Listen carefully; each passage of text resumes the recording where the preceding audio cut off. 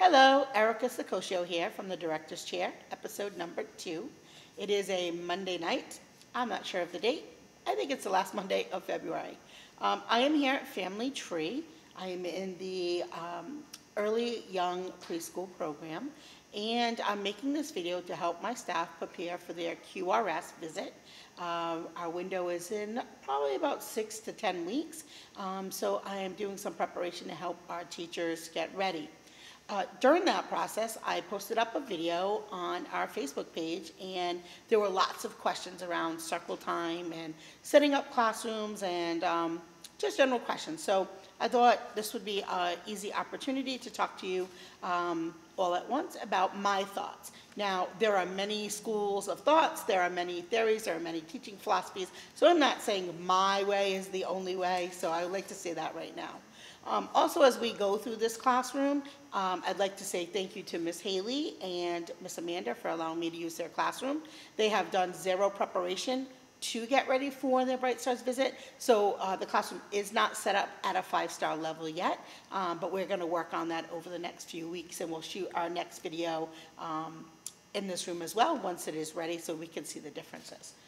So a lot of the conversation was around circle time and making children sit and comply, or should they comply? Is that not following the rules, or is it following the rules? So in a play-based program, there are two things. There is definitely structure. It is not a free-for-all. However, children are able to select the areas in which they'd like to explore and discover. So with that being said, I'd like to maybe propose some other opportunities or different approaches that you can use during your group time so that the teachers and the children get the most of that opportunity.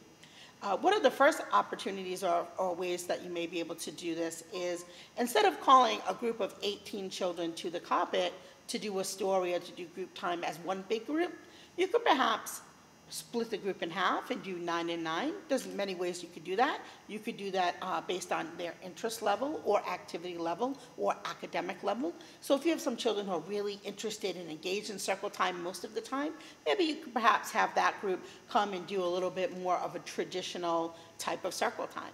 If you have some high energy children, you may want to modify that to meet the needs of those children by having some more movement type of activities during circle time. It is okay to do that.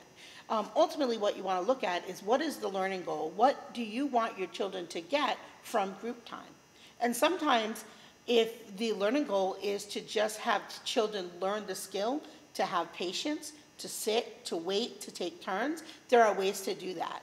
If your learning goal is to teach children, what day of the week or numbers, etc., then you can do that in a different setting. What I think is, when you have a mixed age group, especially when you have children who are very, very young, in this particular classroom, you have children who just turned 3. They've been 3 for about 2 weeks. And then you have children who are 4, who are ready to move over, but haven't moved over yet because we haven't had graduation. So they're on very different ends of the spectrum. How can you teach them the same in circle? So it is a little bit more challenging to do that. So the expectation of having children who just turned 3 to be able to tend to a task as long as children who are 4 is unrealistic. So how do we make sure that we meet the needs of our students? So we have this beautiful circle time area here.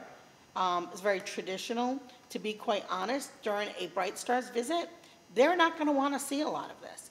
They really feel that unless it's super interactive and led by children, it doesn't benefit the children. So if you do have children who are academically at that level, they can run circles. So what do I mean by that? So perhaps instead of the teacher saying, okay, boys and girls, what are the days or what are the numbers? And it's okay if it's not on me. What are the days of the week? So we could have the children do that and ask their friends, or use the pointer, or take down numbers. Instead of putting up numbers, we could take down numbers. So we see here there's 25 days. If we're looking to see if children recognize the numbers, we could have Susie come up and say, Susie, can you take down the number 6? Or can you take down the number 8? Traditionally, we'll have like, what day is it? Can you find it? Can you put it up? So there's multiple ways to find out if children have number recognition, if that is your learning goal. So ultimately, most folks, when they're doing these days of the week, is for number recognition. Another thing you could do is you can mix up the numbers and see what children academically will know that 1 comes after 2, and then 3, and then 4. So again, always go back to your learning goal of why you're bringing children to the circle area. These tasks can be taught anywhere within your classroom. It doesn't necessarily need to be in large group. It could be in small group. It could be one-on-one. So just think about the children in your classroom and their age gap. So I know that for some teachers was a big question about, well, what do I do? I've got 3 kids over there and they're not paying attention to circle, and letting them be over there, that's like not fair to these kids here. So again, think about what it is that you're doing. So there are 2 of you in your teaching team. So if you wanted to break them up, you could have 9 at this section and do something here, while the other teachers is doing something there. Another thing you can do is, if you're a strong lead and you could run a circle for maybe 14 kids, you don't necessarily have to take them that way, but you could say, today Miss Erica is going to read a story. If you'd like to hear the story, come to the carpet. That's how we do that. So maybe only 12 kids come to the carpet, and the other 2 options are Miss Haley's going to be at the table and she's going to have coloring and puzzles out. 2 quiet activities that will not disturb the circle time, but those children are engaged and have learning opportunities as well as these children. So my point is, it doesn't matter whether we're doing number recognition here, or if we're doing it in math, or if we're doing it in art. Really, group time is the time to come together and talk and share. It isn't necessarily about learning these things here. So I wanted to make sure that teachers really understood that. In a play-based program, this is not the only place where the learning takes place. So that's my thoughts on circle time and children either attending circle time or not attending circle time. To be quite honest, if the children aren't ready for that task or aren't interested in that task, we find a different way to teach what we need to teach, just using different methods and meeting the kids where they're at. So hopefully that will give you a little bit more insight. I would love to have more questions from you, feedback. Feel free to come up and talk to me at any of the centers. But again, getting ready for Bright Stars, they are not going to want to see a 20-minute circle time. And in toddler rooms, well, obviously not infant room, but in a toddler room, forget about it, 5 minutes max, and it should be moving around, finger plays, and songs. But today I'm talking about preschool because this is where I spend most of my time. So again, think about what is a learning goal, what do you want children to learn? For me, group time is more about communicating with each other and talking, sharing. Tell me about your weekend. Tell me what favorite fruit or vegetable you like. To me, it's more of an opportunity to build relationships and have conversations than really do academics. So that's my thoughts and perspectives on circle time. Great. So I gave you previously my perspective on how to run a circle time and things to consider.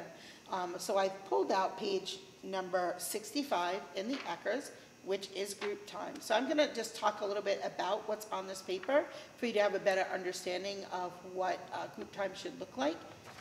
So inadequate is number 1, which is children kept together in a whole group for most of the day. So they're not going to want to see large groups of children going from circle to snack to art. Similar to kindergarten, it's actually not appropriate, and it tells you right here, it is not appropriate for this age group to move in large groups as they do in kindergarten. That is a skill that they will learn in kindergarten, but it is not something that they should be doing at the age of 3 and 4. At the level 3, it says some play activities are done in small groups and individual, and some opportunities for children to be part of self-selected small groups. So when I had suggested, who would like to hear a story, that's the children are being able to select instead of the teacher saying, okay, you 5 are coming over here. So to allow the children to self-select. So that's only at a medium range. That's only at a 3 or 4 level. Once you get to your higher levels, it talks about whole group gatherings are limited for short periods of time and suited for the age and individual needs of the children. So again, meeting the children where they're at, not having the same expectations for a 3-year-old that you would for a 4-year-old. Many play activities are done in small groups and individual, and some routines are done in small groups and individually. So at your higher levels, more of your activities are going to be done in smaller groups or one-on-one. How do you do one-on-one with a group of 18? That's another thing that has been asked of me. So positioning is really important. You're able to, if you're going to do one-on-one reading with the child, perhaps you're sitting at the next table and the other table has children who may be coloring or doing puzzles. So quiet activities that you can still see and hear them while you're working with the other student one-on-one. One-on-one doesn't mean that you and the student go into another classroom or something like that. It just means that you have a separate, quieter area. You tend to go near quieter activities and are able to still tend to the other children and pay attention to your group. At the higher levels, at 7, different groupings provide a change of pace throughout the day. So that means they're going to want to see different children playing together in different with different opportunities. So they don't want to see Johnny and Susie always playing in the same group. Follow me here, follow me there. So relationships are important, but it's also important to make sure that everybody in the classroom feels included and no one feels left out. So if you always allow the children to do self-selected groups, they may not pick a child that they don't normally play with. So at the higher levels and mastery levels, teachers understand that. Also, staff engage in educational interaction with small groups and individual children as well as the whole group. An example, they read story time and help small group with cooking, science, different types of activities. So although the children are picking activities and self-selected at the higher levels, the teachers are part of that. They're engaged in that. They're asking open-ended questions. They're asking children why they're making the selections that they're making, why they're picking the materials that they're using, and have they thought about using it a different way. Many opportunities for children to be part of self-selected small groups. So if you look at these higher levels, it talks a lot about self-selected, small groups, individual opportunities, and not being grouped in big groups. And certainly if you do have to do a big group activity, a small amount of time. So this is right here in your ECERS book. If you read these, it'll show you where the mastery level is and where the entry level is. And so we're all working as a group to get to mastery. Some of us have done this longer than others. I do recommend that you watch a podcast, there's many ECERS trainings right online, and certainly take a Riles foundation and a implementing standards in your classroom at a minimum, and that will really help you understand the concepts of what we're doing. Thank you. Hi, it's Miss Erica here again. So I'd like to take a look at section 5 in the ECERS book. This is space for privacy. So in this classroom, they're lucky they have a loft here. Originally they would call it a reading loft. I think that it's better to be used as a privacy loft because if you have a large group of children who want to read and look at books, this is not really conducive for that. So this is a wonderful opportunity to have a space up and away from the rest of the commotion in the classroom and busyness. If children want to have some time to sit, reflect, look at a book, or just do something quiet, or sometimes during the day they just want to take a break. So looking at in ECERS, they're looking at number 1, which is inadequate, is that children are not allowed to play alone or with a friend protected from the intrusion of other children. So if you have something like this and during a visit you have children, 1 or 2 children that go up here and the teacher asks them to come down, they would not rate this as accessible. So you want to make sure that children do understand. Here we have the number 3. I would say, honestly, I would even change that to the number 2 and only allow 2 children up here at a time. Now you can allow them to take other materials up here that would be safe to use up there, like some little cars or a puzzle or a book or a matching, don't mind the noises, we have wind blowing around today, gusts of 60 miles an hour, so we may lose the roof during the taping. But it's really important that if you have something like this in your classroom and lucky enough to use it, and it's okay to suggest to children, I can see right now you're upset, or I can see that you'd like some space away. Would you like to go up into the loft? Would you like to invite a friend? Now the nice thing I like about this is it's all open, so you can still supervise. I would be aware that there are pillows in there to make it cozy and comfortable, but you always want to make sure that you have clear sight and supervision. So you want to make sure children are not sitting on top of each other or too close, and you can't see if they're covered with pillows. So that would be one concern that I would say in terms of supervision. to make sure that if you do use a reading loft like this, that the children are free and clear and that you can see and hear them at all times. To rate a higher than a 1, children would be allowed to find creative space for privacy behind furniture, room dividers, etc. So I'm not sure if you can see in this camera here. Pull it off because we wanted to create another second area for privacy or a smaller group. So we're going to put a small table behind there. There's nothing there now, but we're going to put a small table behind here where we can have some activities that only would be allowed for 2 children. Perhaps it will be a listening center. I'm thinking we might do a listening center here as our reading area will be over here. So we're thinking of maybe doing a listening center here that would allow for 2 students to have a private space. So that would actually move up our score. So we would have 2 different areas where a small group of children who just wanted to just be, you know, me and my best friend, and in an area, we would be able to do that in our classroom. The space set aside for 1 or 2 children to pretend and to be protected from intrusions from others, not interrupted, are available. So this would be, once we have a table here, and this is open and children had access to it, this would actually score a 6 or a 7. The second that you say you can't use this, or you have to let 5 other children play at the table that's designed for 2, you would lose that score and you would lose that privacy, place for privacy. Now, if you're not lucky enough to have this, because obviously we don't have this in every classroom, there are many creative ways. Even if you just have a cheap sheet that was 50 cents, you could put over the top of a table and allow 1 or 2 children in. Just make sure that you fold up one side so you can, again, see inside the privacy area. So there are creative ways to do that as well if you're not lucky enough to have a loft. So that is my suggestion on how to use a privacy loft and how to set up privacy areas in your classroom. So you can use bookshelves with small little tables on the back of them or pillows on the back of them to create a private space as well. Just remember, when you're supervising a classroom, children always need to be within sight and within earshot. Thank you. Hi, Miss Erica here. Family tree in the pre-K classroom. So I'm looking at books and pictures that help build language and reasoning. Again, this is my very first day in the classroom, so this classroom is not set up at a 5-star, so I just want to make sure that I'm clear about that. But let's take a look here and let's talk about what we're looking at.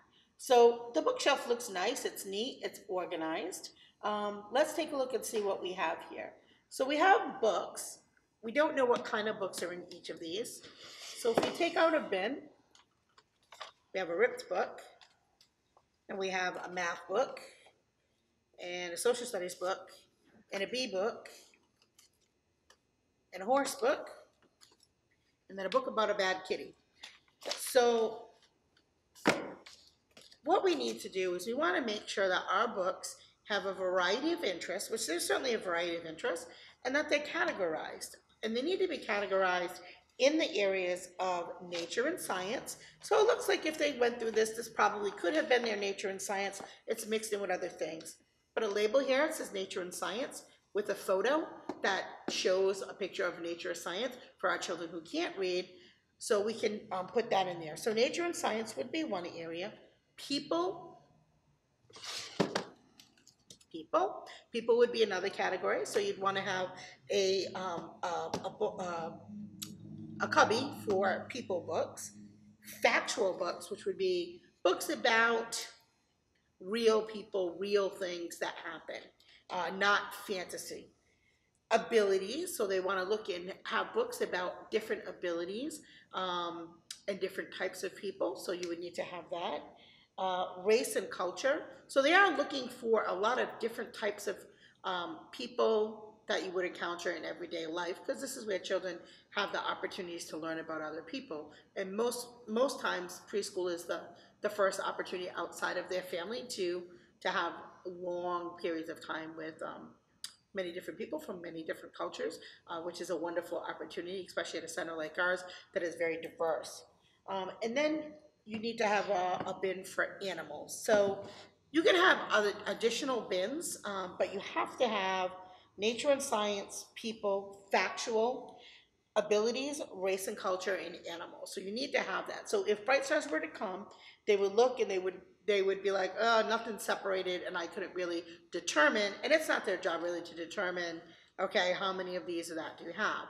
So with a classroom of 18, you have to have a minimum of 18 books in these different categories, or 2 books per child. So really 2 books per child would be ideal for each of these categories. And then again, as I said, you can have additional materials or additional books to add to that experience. So Eric Carle books, where would those go? So those could go in animals. However, because they're cartoon animals, they would not really count as an animal book. They really are going to be looking for something more realistic like this. So this would count as either a science book. I don't know that a bee would necessarily be considered an animal. That's really an insect. But I think you probably could get credit in either animal or nature and science. So this, as opposed to the Hungry Caterpillar, you would get credit for that. The Hungry Caterpillar you would not in an animal category, maybe in a fantasy category, but not in the animal category. So it's really important when you're separating your books that you understand that. And I know that's kind of like a little minutia thing, but it makes a difference from rating a 5 to a 6 or a 7. So you want to make sure you have enough books in each of those different categories. In addition to that, you want to make sure that you have some other types of things that children can use to expand on language and literacy, or that can be used in companion with the book. So some examples here we have. One of my favorites, a story wand. So if you're not really creative and asking children questions while reading stories, story wands are really nice. So this says like, where is the setting? Well, if you're 3 years old, you might not even know what a setting is. So this will give you an opportunity to explain to children the setting is the place where the story takes place. So if we're talking about a fish, where would the story take place? In the desert or in the ocean, right? So everybody's gonna say the ocean, right? So this is a easy way to ask questions when children are reading, when teachers are reading stories to children. Don't wait till the end to ask these questions. One way that could be fun and interactive is during the story, if you read a couple pages, you can have a student come up, pull out a story wand, and ask a question. What is this story about? What do we know about the story so far? So this is a way to keep kids engaged in reading, both in small group, large group, and circle time. So that's one way you can add. Another way you can add is use of flannel pieces. So let me see. So here you have a background, and you can have the children put pieces on and tell you a story. They can make up the story. If you want to make it even a bigger expansion, you can have the child do that, and then you can use a journal, and you can have them draw a picture of what they made, and then the teacher can write on the bottom a little bit of the story for them. So there are different ways that you can use these to either make your own stories or go with the story. These are from Billy Goat Gruff. So that's another material that you can use. Based on your ECERS, they're going to look at, do you have a wide selection? Are the books organized in the reading center? Do the books' language, materials, and activities, are they appropriate for the children in the group? So maybe the Not So Perfect Picnic, look at all the words on that page. There's no way that that's an appropriate book for a 3-year-old. Now, this could be okay for a 5-year-old. Not that it's an inappropriate book, but this is just too much text for a child who's a new reader. You know, a couple words on the page, you know, a couple words, couple sentences, not a whole lot of language on there. This is a little too much. It's not age appropriate for this particular age group. Books and language materials. Staff read to the children informally during free time, during nap time, and extension activities. You can take books outside. You can read outside at picnic tables. It doesn't need to, again, be big group. It could be small group. You can take something that you're working on a unit outside, especially with spring coming up, and I'm sure you'll see some bees outside. Maybe we could take the bee book outside. Maybe we could take some magnifying glasses outside, some different things that we can maybe see what kind of bugs we can find outside. We don't hurt the bugs. Bugs are our friend. So those are things that will help you on the rating scale at a higher level. Books and language materials are rotated to maintain interest. So what that means is if you have another classroom, which we're lucky enough to, and then we also have another center across the street, so that the children don't have the same books all the time. We can rotate the materials. So again, find a classroom that's similar to yours at the same age group, and you can rotate stories out to keep things fresh. You also can go to the library and take out some books there and, maybe showcase library books, different ones. I would say if you're taking out on your library pass, try to get indestructible books, or maybe we make sure that the teacher supervision is there when we take out the library books and return them. But these are some ideas on ways to add to that experience. In this bucket here, there are numbers in here and there are letters in here. If you took out the numbers, you could use the letters and you can help find words in the book. We can put them here on the wall. I'll put it here, sorry. We have the opportunity to have this beautiful door that's magnetic. So we can find words in the book and we can spell them out on the door. So we have lots of opportunities here to expand. We also can use our Chick-a-Boom tree and find letters in the story as well. Again, keep it age appropriate. So if you have a child that's interested in letters or an early reader, or you can even just have them find the letters in their name. So these are all things that will help with language and literacy and print knowledge. So hopefully you find that helpful. You don't want to just have books. You want to have some materials that will support learning around language and literacy. So that's it. That's my suggestion for this area. So I know the girls will come back. They're going to separate these. We need to have at least 6 bins with books in of those different areas, and possibly a 7th one where we can have some fantasy books and things like that, like Ericole or Dr. Seuss, some of our favorites. So, all right. Hopefully that was helpful. Talk to you soon. Bye.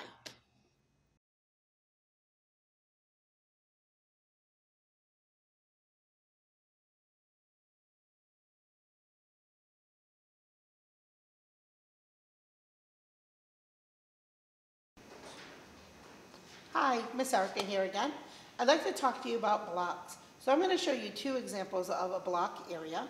One is not set, hasn't gone through, and the other one is pretty set and will rate pretty high on a ECERS scale. So in this classroom, I'd like to talk about blocks. So looking at the shelf, it looks like we have a wide variety of blocks.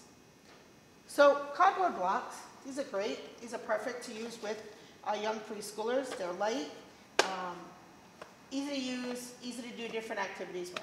So love those. Then we have some tabletop blocks. We have all different shapes and sizes, so those are great. Those would definitely qualify for blocks. Then we have these. Are these a block or not a block? The answer is they're not a block. These are not considered a block because of the size. They're too small to be considered a block. The same with these. These are very small. They are blocks, but anything that is 2 inches or smaller does not count as a block in the ECERS scale. So when you're looking, you need to have at least 3 to 5 different types of blocks. You need to have 3 to 5 different types of blocks. And then we have foam blocks. So some pieces not counted, other pieces would be counted. So you want to make sure that you have enough for at least 3 to 4 children to have maybe 80 blocks each so they can really build something substantial. The other thing about the block area is you want to make sure that you have a space that's uninterrupted by traffic. As you can see here, this is just squared off. It is out of the way. So if children do build something and want to come back to it later, we can do that. We can allow them to build a structure. Then we have some hollow tubes here. Not necessarily great for stacking, but they are good for building. So you can use those in conjunction with some of the wooden flat planks and things like that to make a creation a little bit higher. So this is an okay block area. We do have some people, some animals, some trees, and some cars.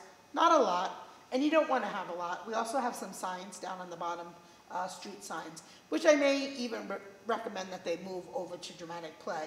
So while we're in blocks, you really want the focus to be on block play. So this has some bare bones, but it's missing a lot of the things that would enhance the experience. Also here you notice, here's a wonderful opportunity to be able to hang up some pictures of buildings or castles or some types of structures that are made out of blocks, but there isn't anything here as you can see. So that's a missed opportunity. You also can showcase some pictures of the structures that the children have built. So there are some things that we really can do to enhance this area. Again, not necessarily bad, but this certainly would not score a 5. Our next classroom over has a lot more of materials, blocks, and a setup. A little bit on the higher end, so I'm going to show you that example as well. And then you can look at the contrast of the two as you're looking at the block center in your classroom. Here we are in block area number 2. As I said, this block area has a little bit more materials and will rate higher on an ECERS scale. Let's take a look. So we have cardboard blocks, small and large, all different shapes and colors. We also have lots of different size wooden blocks. We've got several sets. So you have some there, you have some in here, you have some in here, you have some in here, you have some in there. So we have 4 or 5 larger sections of wooden blocks. So that will, you have enough there for at least 2 children to play with the cardboard blocks, 3. In addition to that, we have 2 sets of foam blocks here, 2 complete sets. This set has 100 pieces, so we've got 200 foam blocks here. And then we have non-traditional blocks that have holes. So these can be laced up, some of these, or interlocking. But if you use them as interlocking, remember, they will not count as a block. They will count as a manipulative. So depending on how they use those. Then we have some of the smaller ones. Again, they don't really necessarily count these as blocks, but we can use these as accessories or add-ons or to add color into the plain wooden structures. So that's what they use those for. Then we have the large hollow blocks, which our children super love. I would recommend, if your classroom doesn't have that, to add some of those. They're a little on the pricey side, but they're definitely worth it. One of the classroom favorites. One of the things children really love are these ramps. So a lot of times they'll use marbles or balls, and they'll make all kinds of intricate ramps and structures, building structures with these. So these are highly recommended. The other thing that you notice is that they took advantage of this blank space here, and they have pictures of buildings, different structures, nice architectural buildings. They have two-dimensional shapes here. In here, they've highlighted some of the learning objectives in the block area, so that's kind of nice. And then they have this wonderful picture of a contractor and a little boy working together in the block area. Well, not in the block area in real life situation, but the opportunity to kind of see what that would look like in real life. In addition, they added some other materials to extend on the play. So they have some blueprint materials, all different types, and these are great. These can be used with the smaller blocks. And they have these blueprint boards where they can draw out their structures first, along with some pencils. So a clipboard, blueprint paper, graph paper is great. In the area of each of these blocks, and you can't really see inside the shelf, but there are photos, labels that show the shapes of the blocks, and those go right in here. So you have print and picture for all of your different block area, block selection.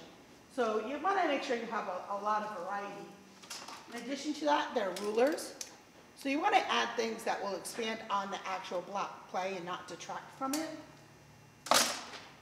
If you notice, the cars that they have here are much smaller than the blocks, and that's on purpose. So these, again, are an accessory to go with the building. If you have big dump trucks, a lot of times the kids will then turn it into a dramatic play experience, and will put all the pieces in the back of the dump truck, and they're making a pretend construction site. So they don't really necessarily build with the blocks. So that's why we'll use small trucks, small little block people. And make sure when you're purchasing block people that you have a variety of different types of people, abilities, races, ages. So we have a farmer, we have a lady with a disability, we have all different types of people. So it's really important that you have that to include diversity in your classroom.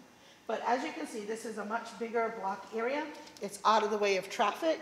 There's a big area, big enough space for children, multiple children to build here. They can leave their structure up throughout the day. So if you're working on your block area, this is a good sample of what a higher rated block area would look like. So if we look at our ECERS, I'm going to read this to you. Number 1 is inadequate, which is few blocks are accessible for children's play. So we see that we definitely have a lot of blocks.